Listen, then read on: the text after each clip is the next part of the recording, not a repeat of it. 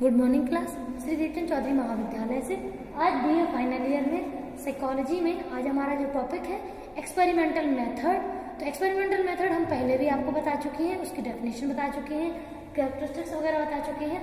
ठीक है, जो भी उसका जो बेसिक पॉइंट ऑफ व्यू वो हम क्लियर कर चुके हैं। आज हम उसके आगे देखेंगे जो कि आपका है इसकी उद्देश्य देखना है, प्रकार देखना है, स्वरूप समझना है। ठीक है, तो सबसे पहले हम बात करते हैं आपके स्वरूप की। ठीक है, तो स्वरूप की जब हम देखते हैं स्वरूप में, तो स्वरूप में जो आपका वैज्ञानिक विधि है, सबसे पहले तो आप जानते हैं कि जो एक्सपेरिमेंटल मेथड है वो एक साइंटिफिक मेथड होती है। ठीक है, एक वैज्ञानिक विधि है। अब इसमें हमें देखना है कि जो कैनलैंड है उनका कहना है 1978 में कि जो प्रयोगात्मक विधि होती है उसका कार्य व्यवहार में वर्णन करना होता है। मतलब मनोविज्ञान का जो कार्य व्यवहार है उसका वर्णन करना और जो व्यक्ति के व्यवहार हैं उनका वर्णन करना ही एक्सपेरिमेंटल मेथड का उद्देश्य होता है। ठीक है, जिसे हम लोग प्रयोगात्मक विधि कहते हैं। ठीक है, और जो प्रयोगात्मक विधि है वो जीवित प्राणियों के समस्त व्यवहारों का वर्णन करती है। ठीक है, इसमें इसके अलावा जब हम बात करते हैं सिद्धांतों की, तो इसमें क्या बोलते हैं आपका जो आपके सिद्धांत हैं उनका परीक्षण करना और सिद्धांतों को बनाना, ये दोनों का काम आपका एक्सपेरिमेंटल मेथड करता है। जैसे कि आप जानते हैं, अगर आप अपने आसपास कोई नई समस्या देख रहे हैं तो आप उसकी प्रॉब्लम का सॉल्यूशन आप जानना चाहेंगे, तो पहले तो आपको उस प्रॉब्लम को समझना होगा। तो प्रॉब्लम को समझने के लिए आपको अपना एक स्टडी करनी पड़ेगी, डेटा इकट्ठा करना पड़ेगा, और वही आपका जो गोल है, जो व्यवहारिक उद्देश्य है, वो माना जाता है। ठीक है, तो प्रयोगात्मक विधि के द्वारा जो प्रयोग होते हैं उन्हें हम वैज्ञानिक विधि के अंतर्गत रखते हैं। और वैज्ञानिक विधि में कोई भी चीज अनावश्यक नहीं होती है, हर एक पहलू को बिल्कुल वास्तविकता और सूक्ष्म विधि का प्रयोग करके ही हम लोग करते हैं। ठीक है, तो जैसे मान लीजिए जीवित प्राणियों का व्यवहार है, तो उस व्यवहार में उसके वर्णन, विवेचना, पूर्व कथन और सैद्धांतिकरण, ये सभी उस उद्देश्य का जो प्रयोगात्मक विधि है उसका एक तरीके से बेसिक कॉन्सेप्ट होता है, जिसके अंतर्गत व्यक्ति लोग रिसर्च करते हैं। ठीक है, अब इसके बाद इसमें बात करते हैं उद्देश्यों की। ठीक है, तो जो आपके उद्देश्य है, उद्देश्य में आपका पहला उद्देश्य व्यवहारिक उद्देश्य।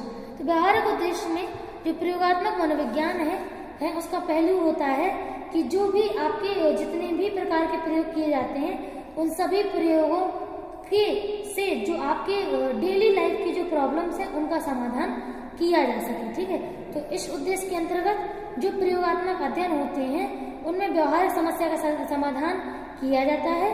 और औद्योगिक मनोविज्ञान चाहे या फिर सैन्य मनोविज्ञान, दोनों ही मनोविज्ञानों में प्रयोगात्मक विधि का प्रयोग बहुत अधिक मात्रा में किया जाता है। ठीक है, सेकेंड है सैद्धांतिक प्रतिपादन या सैद्धांतिक आपका प्रतिपादन संबंधी उद्देश्य। ठीक है, तो जब भी आपके एक्सपेरिमेंटल मेथड में प्रयोग होते हैं तो उसका दूसरा उद्देश्य ये भी होता है कि जो भी थ्योरी है या जो आपका सिद्धांत है उसका प्रतिपादन व्यक्ति कर सके। ठीक है, तो प्रयोगात्मक विधि, प्रयोगात्मक अनुसंधान के द्वारा जो परिणाम और निष्कर्ष प्राप्त होते हैं, उन परिणाम और निष्कर्षों के आधार पर नियमों और सिद्धांतों का प्रतिपादन किया जाता है। क्योंकि प्रयोगात्मक विधि सबसे उच्च और वैज्ञानिक विधि है, जिसमें जो परिणाम है और नियम है वो अपेक्षाकृत सरल होते हैं। ठीक है, और इसके विचारों और भावनाओं और उसकी जो विचारधारा है या राय है उसमें ओपिनियन नहीं होता है। ठीक है, थर्ड है आपका सिद्धांत परीक्षण संबंधी उद्देश्य। ठीक है, थ्योरी टेस्टिंग एम्स। ठीक है, तो प्रयोगात्मक मनोविज्ञान का एक उद्देश्य पहले से प्रतिपादन नियमों और सिद्धांतों का परीक्षण करना है। बहुधा जब किसी शिक्षण सिद्धांत की रचना की जाती है तो इससे संबंधित कुछ पूर्व कथन किए जाते हैं, और उन्हीं पूर्व कथनों का जो स्पष्टीकरण है वो आपका हाइपोथेसिस के रूप में होती है, और हाइपोथेसिस का परीक्षण किया जाता है। अब हाइपोथेसिस सही भी साबित हो सकती है और गलत भी। ठीक है, इसके बाद हम बात करते हैं प्रयोग के प्रकार की। जैसे इसमें दो लोगों ने अपने अपने प्रकार दिए हैं। तो पहला दिया है आपका अंडरवुड ने। तो अंडरवुड का कहना है, उनका 1965 में है, तो इनका कहना है कि जो कुछ भी व्यक्ति के आसपास होता है, जैसे इसमें बोलते हैं कि मैं आश्चर्य करता हूँ कि क्या होगा। ठीक है, मतलब इसमें ये क्लियरली नहीं बोल रहे हैं कि इनकी रिसर्च का डाटा इकट्ठा करने के बाद उसका डाटा का रिजल्ट क्या आएगा, इनका कहना ये है। ठीक है, तो जैसे कि इसमें अगर हम इंग्लिश में बोले हैं तो I wonder what would happen. ठीक है, इस टाइप का जो एक्सपेरिमेंट होता है। ठीक है, इस प्रकार के प्रयोगों में इसको दूसरे शब्दों में कहते हैं कि मैं नहीं जानता कि क्या होगा, इसको दूसरे शब्दों में अपन ऐसे बोल सकते हैं। ठीक है, तो इस प्रकार के जो प्रयोग होते हैं उन प्रयोगों में एक समय में किए गए जो बहुत सारे समय तक किए जाते जो अनुसंधान है, ठीक है, उसमें प्रारंभिक अवस्था होती है, अर्थात प्रयोगकर्ता को स्वतंत्र और आश्रित चरों का संबंध स्पष्ट नहीं होता है। ठीक है, वह उनके बीच में संबंध देखना चाहता है, लेकिन वह क्लियरली नहीं कह सकता है कि स्वतंत्र चर का प्रभाव आश्रित चर पर क्या होगा। ठीक है, तो ये है इसमें। अब स्वतंत्र चर प्रभावशाली भी हो सकता है और प्रभावशाली नहीं भी हो सकता है। ठीक है, सेकंड है मैं शर्त करता हूं कि यही होगा। ठीक है, I will bet this would happen, ये टाइप का जो एक्सपेरिमेंट है ये कहलाता है। ठीक है, तो इसमें ये है। तो जो भी एक्सपेरिमेंट होते हैं, इन एक्सपेरिमेंट में व्यक्ति अपनी इच्छा स्वेच्छा से कार्य करता है। ठीक है, लेकिन इसमें एक तरीके से ये पूरे तरीके से कॉन्सेप्ट क्लियर करके ये बोलते हैं कि मैं जानता हूं कि जो भी मैं रिसर्च कर रहा हूं, जो डाटा इकट्ठा कर रहा हूं, उसका डाटा रिजल्ट यही निकल के आएगा, ऐसा ये फिक्स कर देते हैं। अब सोचिए अगर वो रिजल्ट ना आए तो इनकी जो रिसर्च है वो गलत या खराब हो जाएगी। ठीक है, क्योंकि इन्होंने पहले ही हाइपोथेसिस में क्लियर कर दिया है कि ये क्या चाहते हैं, क्या होगा।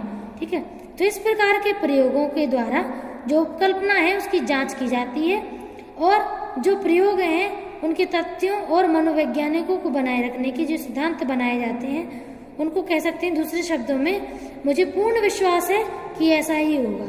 ठीक है, तो यहाँ की एक तरीके से बात करें अंडरवुड, तो अंडरवुड का कहना है कि इस प्रकार के प्रयोगों में प्रयोगकर्ता किसी विशेष उद्दीपक के संबंध में परिकल्पना बनाकर उस चर के प्रभाव को स्पष्ट रूप में बिल्कुल सिद्ध करके देता है। ठीक है, यानी कि बिल्कुल 100% फॉर्म में श्योर हो गए हैं कि यही होगा, मैंने पहले से बोल दिया। ठीक है, अब मैक्यूगन ने 1969 में अपनी थ्योरी का वर्गीकरण किया है। इन्होंने 3 टाइप के जो आपका एक्सपेरिमेंटल मेथड है वो बताई हैं। तो पहला है खोज परख, जिसे बोलते हैं एक्सप्लोरेटरी एक्सपेरिमेंट। ठीक है, तो एक्सप्लोरेटरी में जो भी पर्सन खोज करता है उसमें वो नई नई चीजों को जानने के लिए रिसर्च करता है। ठीक है, इसमें कोई भी जो रिसर्च है वो पहले से फिक्स नहीं होती है, वो केवल नए नए पहलुओं को खोजने की कोशिश करते हैं, कुछ भी निकल के आ सकता है इनके अकॉर्डिंग। ठीक है, तो मैक्यूगन का कहना है ऐसे प्रयोग जिन प्रयोगों में समस्या के संबंध में जो प्रयोगकर्ता प्रयोग करते हैं और सीमित मात्रा में ज्ञान प्राप्त करते हैं। ठीक है, तो इसके लिए आगे है कि जो हमारा सिंपल सा लैंग्वेज में अगर हम बोलते हैं तो इस संबंध में जो भी अनुसंधान होते हैं वो परिकल्पना नहीं बनाते हैं, वे केवल समस्या के समाधान के लिए जिज्ञासु होते हैं कि आखिरकार ये जो समस्याएं हैं उनका कारण क्या है। ठीक है, तो वो कारणों को जानने के लिए ही कार्य करते हैं। ठीक है, तो ये इसमें। अब सेकेंड है आपका पुष्टि परक। ठीक है, तो पुष्टि परक को बोलते हैं कन्फर्मेटरी, मतलब इसमें वो पहले से कंफर्म होते हैं कि हम जो भी रिसर्च कर रहे हैं उसमें डाटा यही निकल के आएगा। ठीक है, तो मैक्यूगन ने इनका कहना है कि जो भी प्रयोग होते हैं उसमें स्पष्ट परिकल्पना बनाई जाती है और स्पष्ट ही उसके कथन होते हैं और उसका जो परिणाम है वो भी स्पष्ट ही बताने की कोशिश की जाती है। थर्ड है आपका निर्णय परक। ठीक है, तो निर्णय परक में आपका जो है इस प्रकार के प्रयोगों का मतलब है कि ये वो प्रयोग है जिनमें प्रयोगकर्ता एक या अधिक विपरीत परिस्थितियों को जानने की कोशिश करता है, मतलब एक या एक से अधिक जो विपरीत परिस्थितियां हैं उनको जानने की कोशिश करता है कि आखिरकार ये क्या हो रहा है और क्यों हो रहा है। ठीक है, तो ये रिसर्च बहुत लेंथी रिसर्च होती है। ठीक है, तो इसमें एक तरीके से कुछ भी निकल के आ सकता है और कुछ भी इसमें हो सकता है, तो इसमें कोई चीज फिक्स नहीं होती है। ठीक है, तो इसमें लोगों को एक तरीके से हर एक पहलू के लिए तैयार होना चाहिए कि क्या रिसर्च निकल के आ रही है। ठीक है, ओके, थैंक यू।